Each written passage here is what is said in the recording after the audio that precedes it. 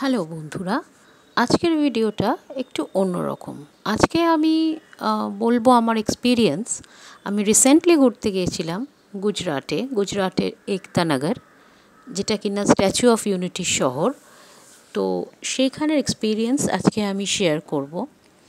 একতানগর আগে নাম ছিল কেভাডিয়া, এখন ওখানে স্ট্যাচু অফ ইউনিটি তৈরি করা হয়েছে। সেই হিসাবেই ইউনিটির বাংলা একতানগর, মানে হিন্দি একতানগর নাম দেওয়া হয়েছে। এটা ভারতীয় স্বাধীনতা আন্দোলনের নেতা সর্দার বল্লভভাই প্যাটেলের স্মৃতির উদ্দেশ্যে নির্মাণ করা হয়েছে। বিশ্বের সবচেয়ে উঁচু মূর্তি।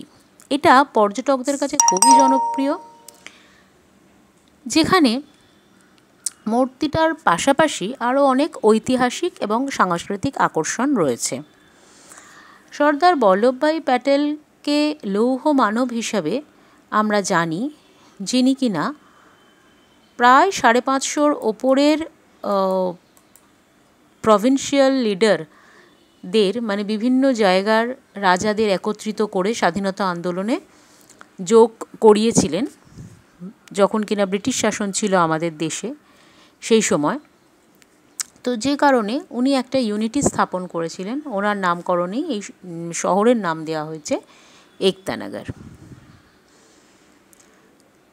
নাও দেখো, এটা 182 মিটার একটা উঁচু মূর্তি, যেটা কিনা 597 ফুট।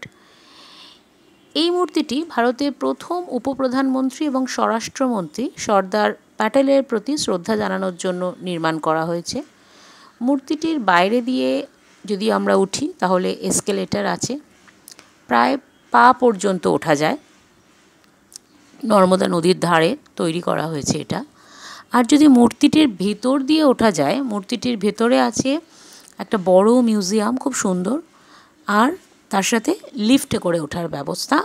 আমরা এই মূর্তিটির চেস্ট পর্যন্ত লিফটে করে উঠতে পারি, উঠে নর্মদা নদী দেখতে পারি।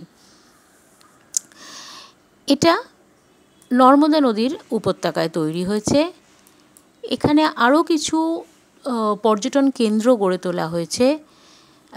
মূর্তিটি পরিদর্শন করার সাথে সাথে সেগুলো ঘুরে দেখা যেতে পারে।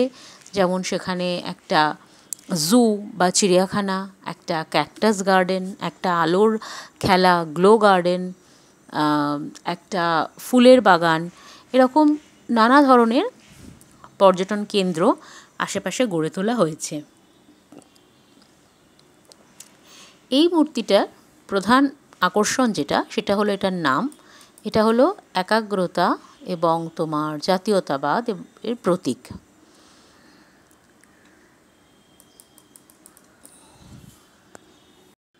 এখানে ঘুরতে গিয়ে আমার সবচেয়ে যেটা ভালো লেগেছে সেটা হলো, আমি নিজে একটা ক্রাউডেড শহরে থাকি এবং ভারতবর্ষের অধিকাংশ জায়গায় খুব ক্রাউডেড, অনেক বেশি জনবসতি। কিন্তু একতানগর যেহেতু নতুন তৈরি হয়েছে টাউনটা, এটার প্রজেক্টটা যদিও শুরু হয়েছিল 1960 সালে, পাস হয়েছিল এবং 1970 সাল নাগাদ এটা করা শুরু হয়।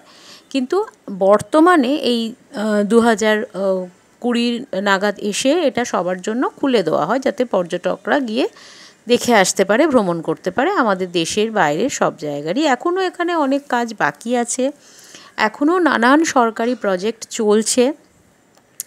পুরো একতানগরের মধ্যে একটাই ফুড কোর্ট, একতা ফুড কোর্ট, একটাই শপিং মল, একতা শপিং মল। কিন্তু যেটা সবচেয়ে ভালো লাগার বিষয় সেটা হলো আমার এই যে একটা ফাঁকা পরিবেশ, বেশ খুব কম লোকজন, এবং ওখানকার যারা মানুষজন ছিলেন আগে ওইখানে এই সরকারি প্রজেক্ট হওয়ার আগে, তারা আশেপাশে গ্রামে থাকেন এবং সেখান থেকে এসে মহিলারা অটো চালান, তাদেরকে পিঙ্ক অটো দেওয়া হয়েছে। অন্যান্য লোকেরাও আসে, পুরুষ মানুষরা এসে তাদের জীবিকার কাজ করে। বহু লোককে এই যে আর্টিফিশিয়াল টাউনটা নির্মাণ করা হয়েছে সেটাতে মেনটেনের জন্য রাখা হয়েছে। তারা সবাই এখানে কাজ করে, কিন্তু অযাচিত ভিড় নেই। এবং আমরা যেহেতু বর্ষার সময় গেছিলাম, পর্যটকও খুব বেশি উপচে পড়ছিল না। এবং এখানকার নদীটা একদম জলে, মানে নর্মদা নদীর কথা বলছি, পুরো জলে পরিপূর্ণ ছিল। সবচেয়ে আশ্চর্য লেগেছে আমার বাঁধটা, যখন পাহাড়ের মাথা থেকে বাঁধটা অত কাছ থেকে দেখলাম, সত্যি আমার বিশ্বাস হচ্ছিল না যে মানুষ এত বড় একটা প্রজেক্ট কিভাবে তৈরি করতে পারে। বিশাল উঁচু, বিশাল বড়, বর্ষার কালো মেঘে ঢাকা। আর আমরা যখন ওখানে গিয়ে উপস্থিত হয়েছিলাম তখন এসেছিল তুমুল বৃষ্টি, মানে আমার জীবনে দেখা পাহাড়ের মাথা থেকে প্রথম তুমুল বৃষ্টিপাত। এত বৃষ্টি হচ্ছিল, মানে চারিদিকে শুধু ধোঁয়া আর ধোঁয়া। আর তেমন নদী বড়ে গিয়েছিল, যেহেতু বর্ষাকাল ছিল। নর্মদা নদীতে অনেক কুমির আছে, কুমিরও দেখেছি আমরা। তো সব মিলিয়ে ঘোরার এক্সপিরিয়েন্সটা খুবই ভালো। আমি সবাইকেই আসতে বলবো, বিশেষ করে যারা খুব ক্রাউডেড জায়গায় থাকে তাদের এখানে এলে খুব ভালো লাগবে, কারণ জায়গাটা ফাঁকা ফাঁকা, পিসফুল।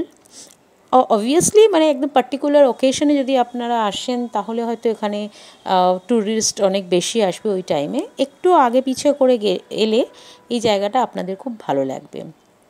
টাউনটা বেসিক্যালি মানে গুজরাট স্টেটটাই একটা ড্রাই স্টেট এবং ভেজ স্টেট। এখানে ননভেজ কিছু পাওয়া যায় না, তাতেও কোনো অসুবিধা হওয়ার কথা নয়। রান্না ভীষণ সুস্বাদু, অতিথি আপ্যায়ন খুব ভালো করে করেন এরা, ভীষণ ভালোভাবে গাইড করেন। যেহেতু লোক বাইরে থেকে আসে ঘুরতে, নতুন জায়গা তৈরি হচ্ছে, তাদেরকে সুন্দর করে কি কি দেখার আছে, কোথা থেকে কোথায় যাওয়া যেতে পারে সেসব বলে দেয়। তো এখানে গেলে হেঁটে হেঁটে ঘুরতে হবে অবশ্যই। হুইল চেয়ারের ব্যবস্থা আছে, কিন্তু সেই সমস্ত হুইল চেয়ার নিয়ে আপনি একেবারে স্পটের মধ্যে যেতে পারবেন না। একটা পার্টিকুলার লিমিটে আপনাকে ছেড়ে দেওয়া হবে, তারপরে বাকিটা আপনাকে হেঁটেই স্পটগুলো ঘুরে দেখতে হবে। ভীষণ সুন্দর একটা শান্ত নতুন শহর তৈরি হচ্ছে, আরও প্রজেক্ট এখানে হচ্ছে। এখনও পর্যন্ত যতটা হয়েছে তা দেখার জন্য যথেষ্ট। রাস্তাঘাট, station, hotel, statue of unity, Sardar Sarovar dam, তার আশেপাশে আরও কিছু পয়েন্ট, ট্যুরিস্ট পয়েন্ট আছে। আমার সঙ্গে যেহেতু আমার ছেলে ছিল, সে ছোট, অবশ্যই আমরা জুটা দেখেছি এবং জুতে অনেক অ্যানিম্যালই আছে।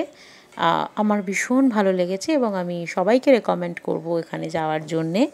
আমার পরবর্তী যে ভিডিওগুলো আমি বানাবো সেখানে পার্ট বাই পার্ট আমি প্রতিটা জায়গার আলাদা আলাদা করে যতটা ডিটেল ডেসক্রিপশন দেখানো সম্ভব সেটা দেখাবো। আজকে দেখালাম শুরুই স্টেশন, মানে আমরা যেদিন গিয়ে নেমেছিলাম স্টেশন থেকে যাত্রাপথটা। ভীষণ ভালো একটা অভিজ্ঞতা হয়েছে আমার।